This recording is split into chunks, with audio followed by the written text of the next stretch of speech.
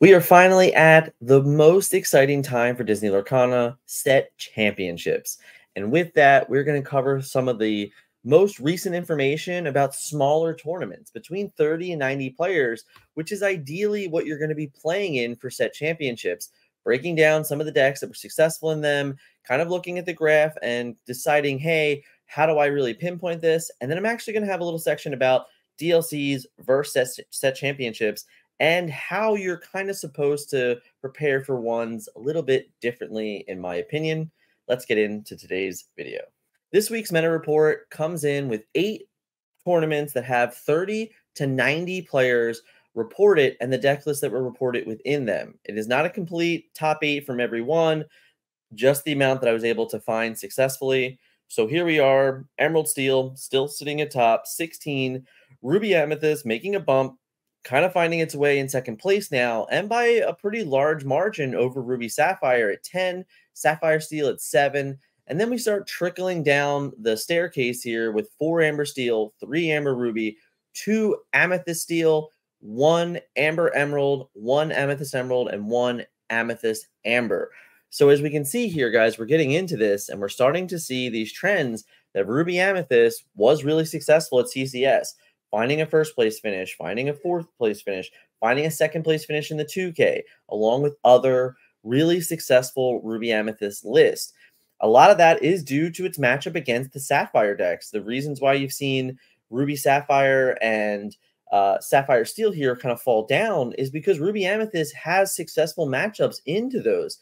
It's really manipulating the metagame in a way that's saying, hey, if these are going to be the most played decks, then Ruby Amethyst is going to have a real good shot at being successful in those metagames, while Emerald Steel has remained kind of just like the best deck and most successful deck, I should say, because at the end of the day, when you can hit Bucky lines, you can really abuse opponents and just kind of take them out of the game. I'm also starting to wonder, in all honesty, if there is like some layer of, oh, I'm so tired of playing against Bucky and my opponent played him, and then like the moment that your opponent plays Bucky, if you're just like, oh, and you kind of like sink away into the game, already defeating yourself. I understand that Bucky is awful to play against, but by this time, there have been proven ways to kind of get through the double Bucky lines. So you really just need to like put your head forward and just try and navigate those games. Your opponent might have Bucky on 2, but he might not always have Floodborn on 3, 4, 5, 6, and 7. So in those cases, you really need to be able to play your game and play to your outs as best as possible. Don't immediately defeat yourself. Again, as we look over this one more time, Emerald Steel, definitely still a top dog. Some of the more unique decks that are coming up, though, and are still kind of around are, this Amber Emerald, Amethyst Emerald, and Amethyst Amber decks. While I still think that Amber decks are kind of on the outs, and I'm still a little worried about them in general, they really don't have a very good identity in the metagame. They are still showing that, hey, we can play this and it can still be successful. And in Set Championships, that's something important to note. If you are, the Amber Steel guy or the Amethyst Steel guy or the, Amber Amethyst aggro person, then like, hey, that's the deck that you should probably play anyway, but we'll get into that shortly. Let's look at some of these decks from this list this week. Emerald Steel finished in first place, played by Boba Fett. This was an 88-player tournament, I believe, over in France. And you can see here, it's a pretty standard list. There really isn't anything that crazy. The most defining choice here is playing Cricky over the Cove.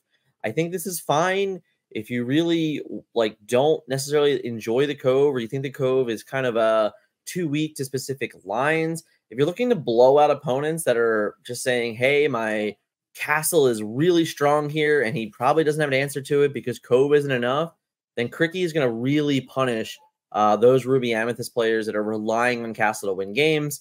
If any of the other, locations start popping up, like Pride Lands, the Emerald Steel list is also sporting a smash, 2 of them, might I add, 2 Along Came Zeus, 2 We Don't Talk About Brunos, 2 Grab Your Swords. So this is definitely teched for several different matchups here. I believe it's definitely bringing in the fact I believe it's definitely taking the mirror match into the fold.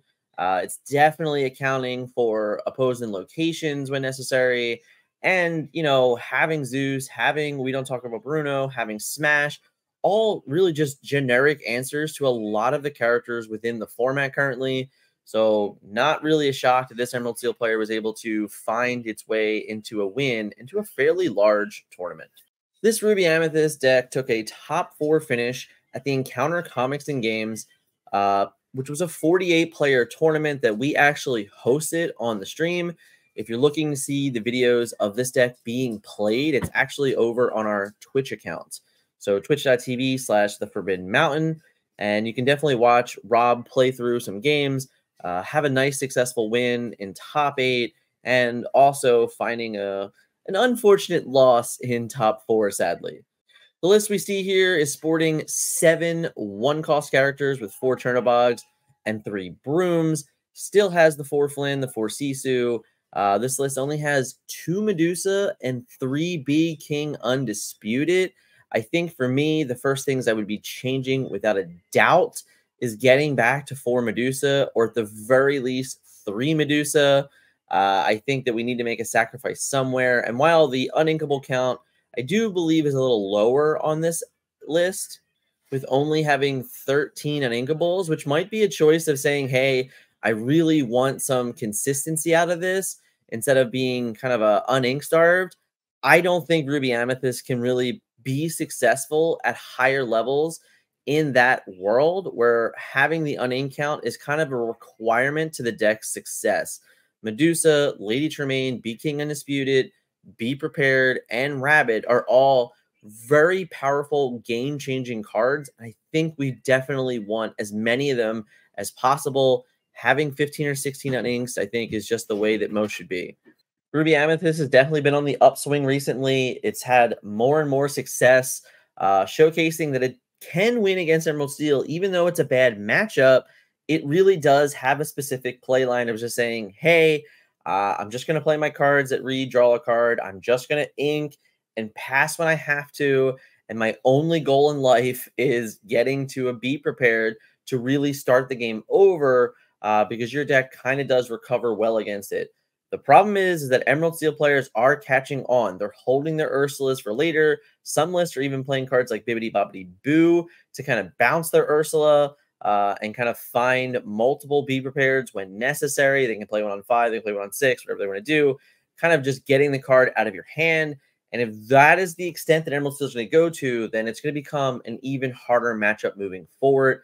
Just something to note that, like, hey, even though the strategy's there, now that it's known by Emerald Steel players, they're also going to adapt. While Ruby Amethyst had to adapt to the matchup, Emerald Steel can now counter. It's kind of like, just playing chess and trying to figure out exactly the offensive defenses moves that you're trying to be making. So that's definitely what's happening currently. But Ruby Amethyst, very, very successful into the Sapphire decks, which are making up the majority of the metagame past the Ruby Amethyst and Emerald Steel. So therefore, I think it's always going to have a nice rock, paper, scissors feel currently in this metagame. Ruby Sapphire took down a 2.5K at Tier 1 games played by Christian P. I really wanted to highlight this deck because it has some very interesting decisions going on here. For the first time in what feels like forever, we are seeing Aladdin Heroic Outlaw.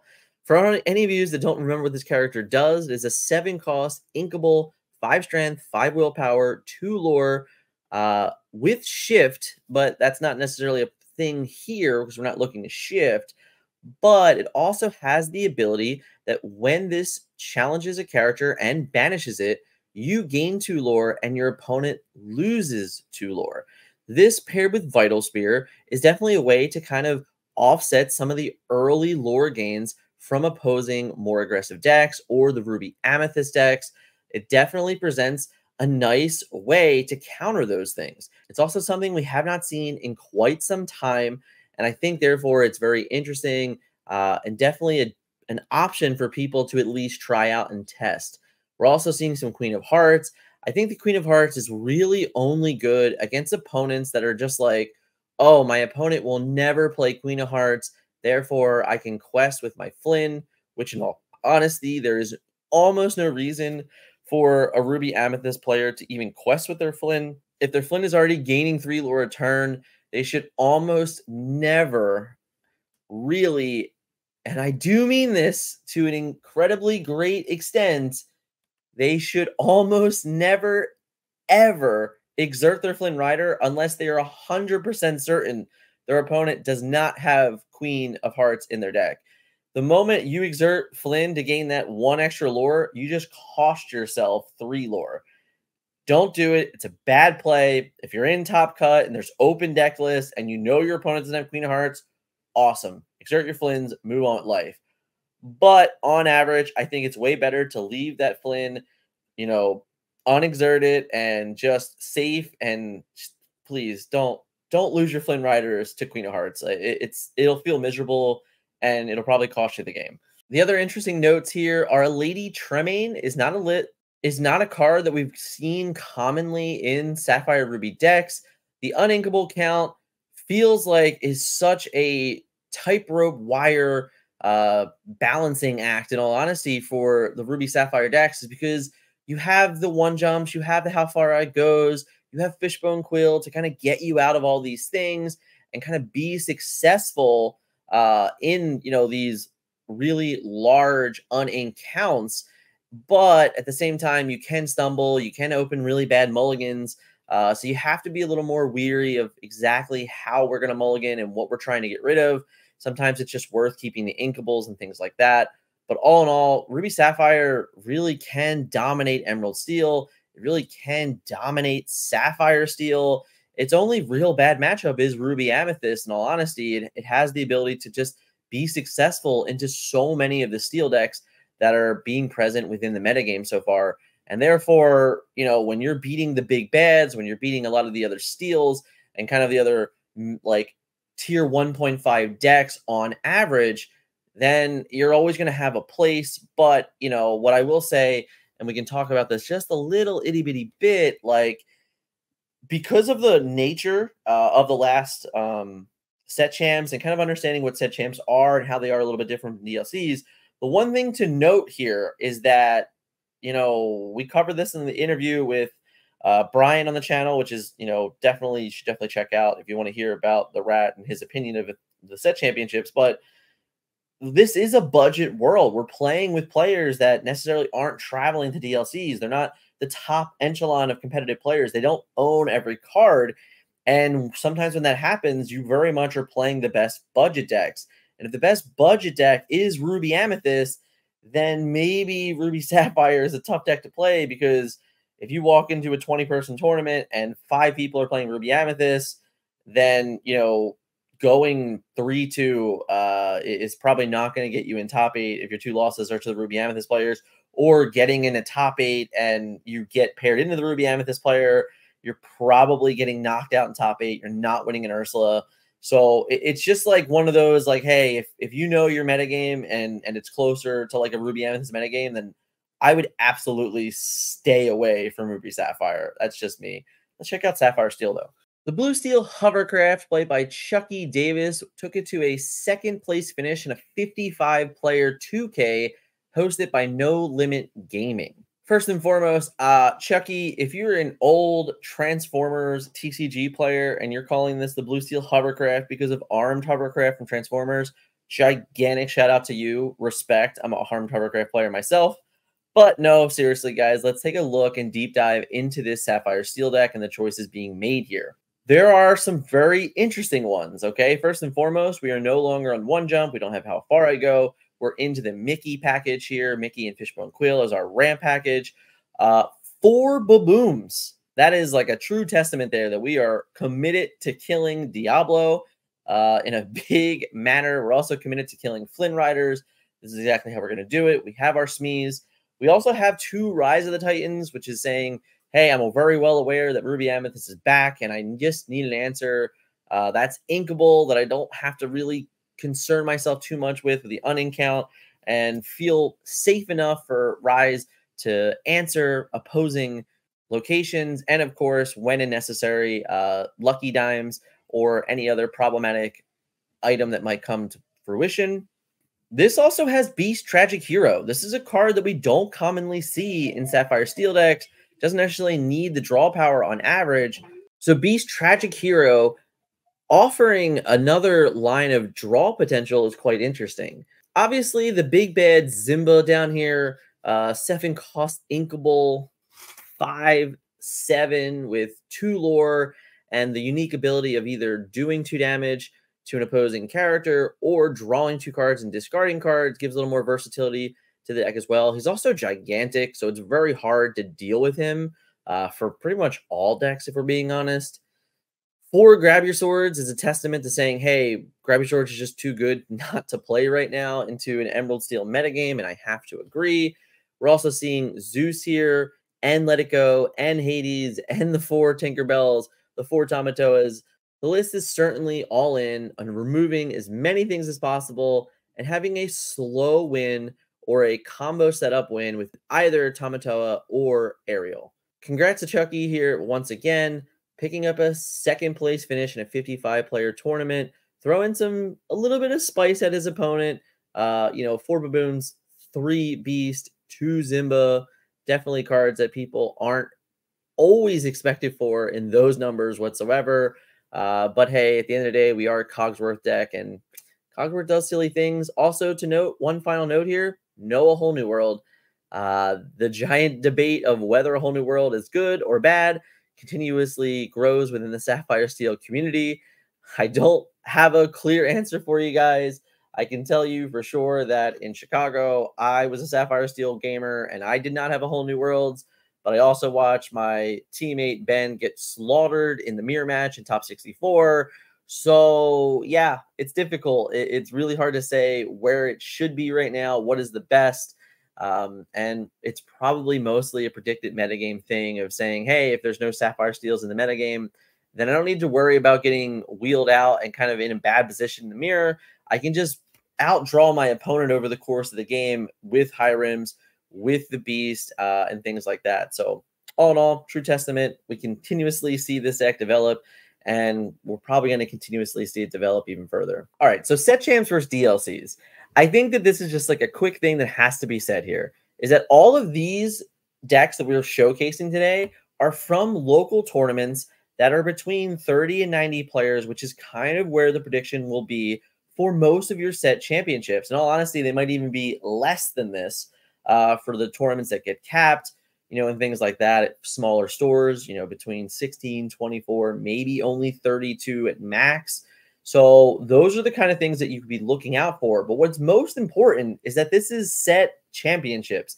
It's events hosted at your local game stores that you have the ability to know their metagames. If you go to their leagues, you know what everyone plays, you know what everyone owns. Use that to your advantage. If you know that your room is a heavily, Ruby Amethyst room, you should probably target Emerald Steel or Amber Steel. If you know that Ruby Sapphire and Sapphire Steel are the most played decks, you should probably target it with Ruby Amethyst. Use the information that you know to leverage yourself. When it comes to DLCs, it's a bigger game. You're really playing and trying to showcase into a larger metagame, expecting that nobody out there has a budget. This is different. There are budgets involved. Your particular metagame might be filled with a bunch of budget decks like Amethyst Emerald, or maybe a low budget Amethyst Steel, or like I said, Ruby Amethyst. Like all of those Amethyst decks are pretty low to the ground cheap. Some of the Amber decks are also low to the ground cheap. So if that's the world that you're living in, then just utilize the information best to be successful within the metagame. Information is power in card games. So when you have the best information and you know everything, you can really make the most informed decisions and kind of punish your opponents and be more successful in that world. So it's definitely kind of what I'm trying to get across here, is that because it's local game stores, because it's smaller tournaments, I really think it's important to play the deck you are most comfortable with on average. If you don't have the luxury of having and owning every card, then you honestly are better off just playing a deck that you're most comfortable with and you're most successful with. Even if it's a rogue deck, that's okay, because you know your deck better than your opponent knows your deck. And that's important as well. In set championships, you're definitely going to be able to pick up some wins just because your opponent has no idea what you're doing.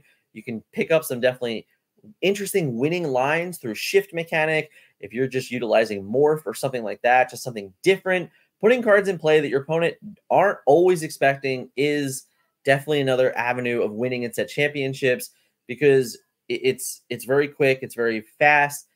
Getting the top cut is really all that matters. So, going 4-1-1, 4-2 maybe, it is possible to find yourself into a top 8 position, and then you're kind of just flipping a coin on a matchup and hoping that you win to pick up an Ursula or better in those tournaments. So it's definitely a different approach. It's something I can probably target more in a longer video form podcast and just exclusively, but I wanted to get into this first meta report as set championships were starting to kind of give everyone a little vibe of saying, hey, if you know your metagame, target your metagame. If you don't, then you should really just be playing the most comfortable thing that you are and just understanding the matchups that you know from your side better than your opponent's side. 2 quick tips for this particular thing. Let's get into the rest of the deck list. All right, so 2 of the other deck lists that were successful this past weekend in small margins, both of these came in as the 1-2 finish, and honestly, they split in the finals at Encounter Comics and Games, the tournament that we hosted, that you can actually see this matchup on the live stream from this past weekend on the Forbidden Mountains Twitch channel. Amber Steel was the Team TFM deck played by David Nunes this past weekend, and he went 5-1 in Swiss, and then was able to find his way back into the finals playing this Amber Steel deck. Amber Steel really does have game into a lot of the metagame. As long as you understand your matchups, as long as you understand the points of it, I believe that Amber Steel is actually one of the better decks within Disney Lorcana. The problem is it's an incredibly difficult deck to play. It's not one that I recommend anybody to just pick up and say, oh, I can play this deck even though I've never played a game with it. That is not what I believe about this deck. You have to understand the lines. You have to understand the different strategies. You have to understand when to ink, when not to ink, when to play a whole new world, when not to play a whole new world. This was a definite deck that we showcased a bunch on the Team Bootcamp stream as well that's over on twitch.tv. Some of those videos will be coming out on the channel relatively soon. We're going to see Dick Burns piloting Amber Steel in a couple different decks against other members of Team TFM, talking through the games, talking through the strategies. So all that stuff is coming on the channel very soon. But if you want to just check it out into its full, I'll have the link in the description below of the Twitch stream for the stream bootcamp. This is definitely a deck that we're very high on as a team. It's a deck that you, maybe if you're sitting across from a Team TFM member and set champs this, the next couple weeks, it's a deck that you might be playing against. Little spoiler, just saying there is a large, not a large group, but a group of team members that are playing Amber Steel, because we do think very highly of the deck. Let's talk about Amethyst Steel real quick. So the Amethyst Steel Brooms deck, played by Chad Faze here, he named it the Purple Steel Buttbeards. I have no idea why he named it that list, but hey, that is the name of it. So we had to put it into existence because it was different and it was funny, but hey, that's what we're at. You can see here this deck is sporting 8 Brooms and Yen Sid. It's also sporting 3 Rabbit and 3 Dolores, which I 100% disagree with. I will take the uninkable call every single time to play 4 Rabbits. I'm also really not a fan of Dolores, but this deck, really all it actually is just playing every single card that reads draw a card. That's all we're doing. I'm honestly shocked we don't have Cusco in here, but that's why we're playing Yensid. The problem that I've seen with this deck is that when you don't have a Broom, Yensid is a 1-3, and that's it. When your opponent doesn't have an exerted character, you're just playing a 3-3 for 2 lore. So those are definitely problems. But, the uptick of the idea that, I'm consistently playing a card and replacing itself is a very grindy meta thing. I actually kind of labeled as death by 1,000 paper cuts, which did remind me of the deck that Team TFM played in Philadelphia, where our Ruby Amethyst deck was very much a death by 1,000 paper cuts. That's really what this list reminded me of. Do I think that you can alter it and kind of change it away from the Dolores and the Yensids? Yes, I do. But if you are looking for just a nice little thematic way of playing this deck and really straightforward concept of just, hey, put a guy in a play, draw a card, put a guy in a play, draw a card, turn my guy sideways, replace themselves, things like that. That's definitely what this deck does. So if that's your style, definitely what it is here. But without a doubt, I would put the fourth rabbit in. I would definitely put the fourth castle in. Castle is way too good in the metagame to only be playing 3 of. You gotta force it in there for sure. It is that time again. We have a set championship survey. This is a month-long period. Last time, I sadly didn't even get to really present the information to you guys in any really good manner. But this time we have a month long. So because it's a month long, we're going to have another forum. It'll be in the pinned comments below. It'll also be in the description. It's just a little questionnaire for players. So we can kind of get an idea of what the broadscape of TFM audience is playing. So therefore, if we have the opportunity to, we can kind of break down those decks for you. We can, in some ways, just like enforce it in our content description. We did a lot of coverage of a lot of different decks on the Twitch stream last weekend, and it would really help me out knowing what you guys want to see. So that is right here, Set Championships. There's going to be a forum below. Good luck to everyone trying to win Ursula's. I'm definitely going to be trying to attend as many of these as possible. I'm also maybe judging some of them. A little weird, but hey, I'd rather help the community and see the community, especially my local community tournaments, be successful, players have a good time, get good rulings, and understand the game at a fundamental basis. So if I have to kind of like set it aside to be a judge and make sure a tournament runs well, that's fine by me as well. It's really about the success of Disney Lorcana, the success of Set Championships more than anything over my own personal success in the card game. So that's okay. Forum below, you want to hear about it. It's definitely going to be information we do get to this time, I promise. We'll utilize it also in content construction for the next month. Thank you guys so much for watching today. Good luck in Ursula's Return Championships. And definitely, if you're watching, you've already played in Set Championships, and you did well, hit me in the comments below with your deck list. I'd love to showcase as many winning deck lists as possible. Many deck lists, winning Ursula's. I want to talk about them. I want to showcase you. I want to spotlight you guys at every given instance that I have the potential to. Thank you guys so much, and we'll see you in the next one.